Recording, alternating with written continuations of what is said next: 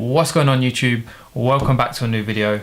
So today I'm going to be showing you guys how to make your first ever sale on Shopify by dropshipping using Facebook ads.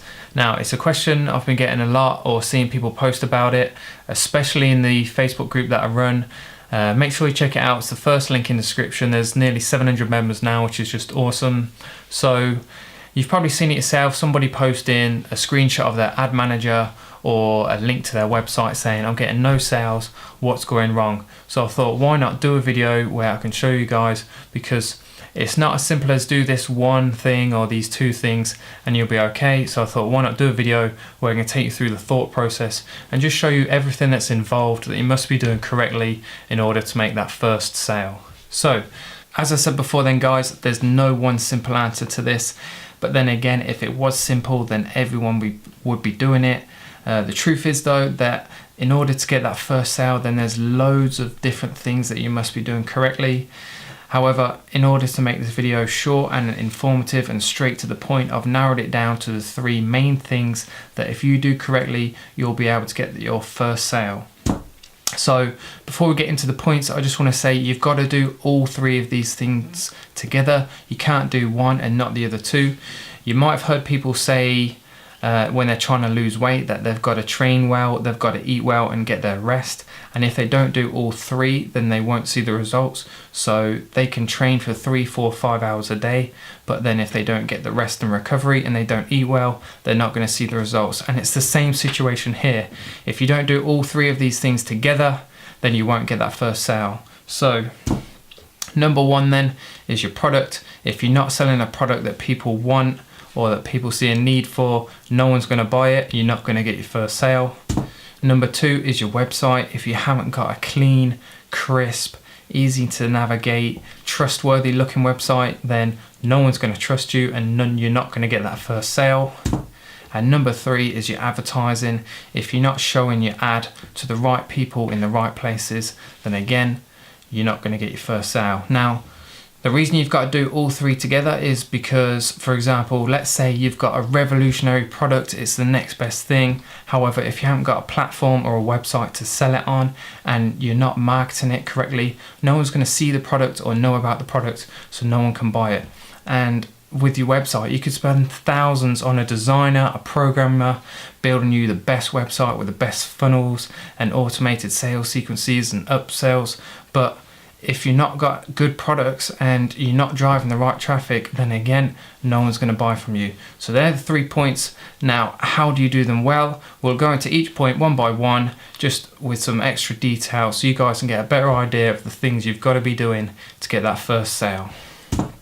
Number one then, your product. And your product must do one of these three things. So solve a problem, make a statement, or make someone's life easier. So solve a problem then, if someone's got a problem in their lives and you can show them or offer them a product or service that's going to fix that problem, then immediately they're going to be interested. Number two, make a statement.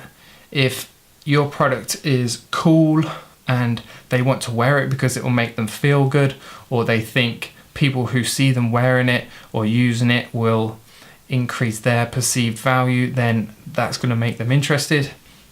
And number three, make someone's life easier. We all like to make our lives easier, especially in today's time. It's the reason people get their shopping delivered or order takeout. It just makes their lives easier. So if you can again offer a product or service that's going to make someone's life easier, then they're going to be interested. Price range then.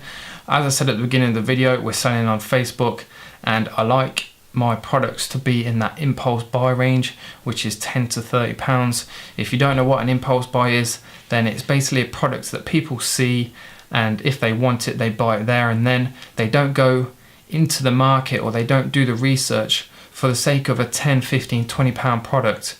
They just want to buy it there and then. They're not going to go and do hours of research or talk to multiple people. They're just going to see it, want it and buy it, and that's an impulse buy. Delivery within 4 weeks max then. I've said before in previous videos that 4 weeks is the very upper limit. Always stick to e-packet, that's the fastest shipping method to the UK.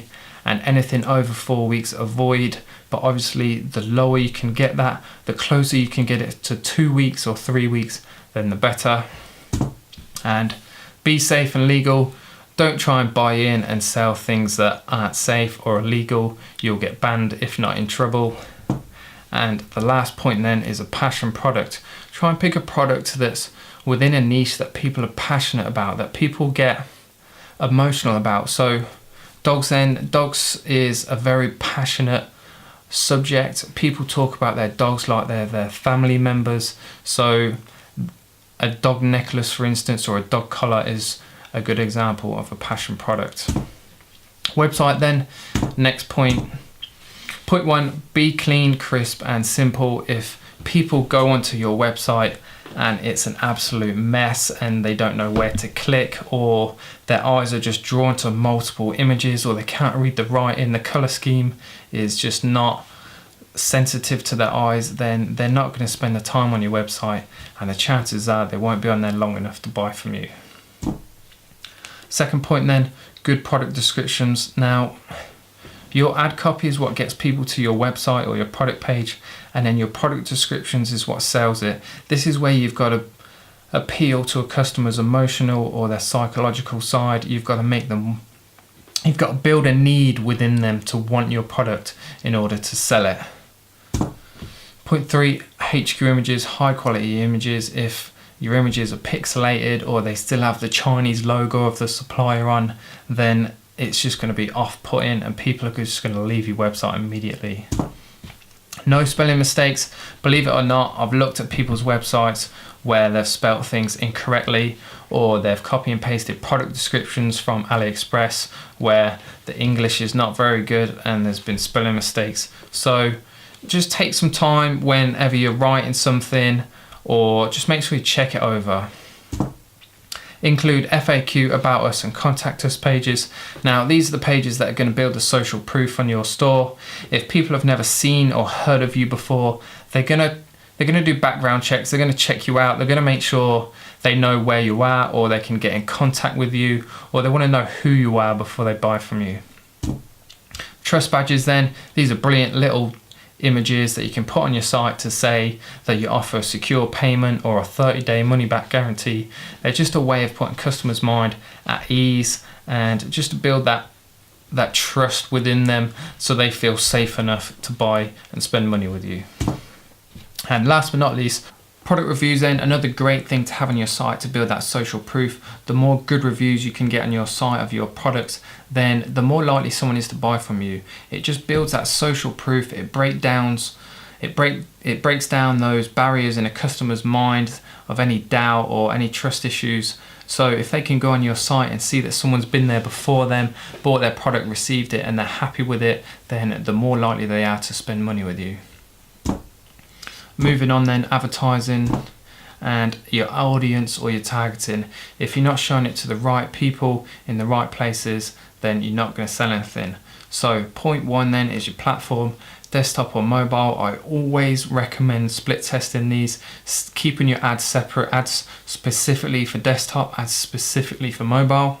Location wise then, where are you showing your ad to people? Is it in their main feed? Is it in the sidebar? Is it on Instagram?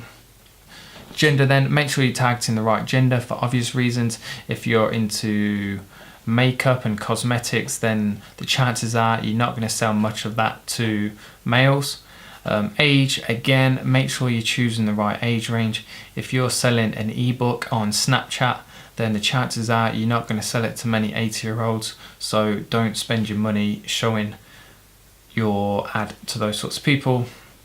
Interests, now this is a very broad topic and probably worthy of a video on its own, but for the sake of this one, to keep the video short, then target interest relative to your niche. So if you're in the football niche, then you could perhaps target certain football teams or certain leagues or even certain players.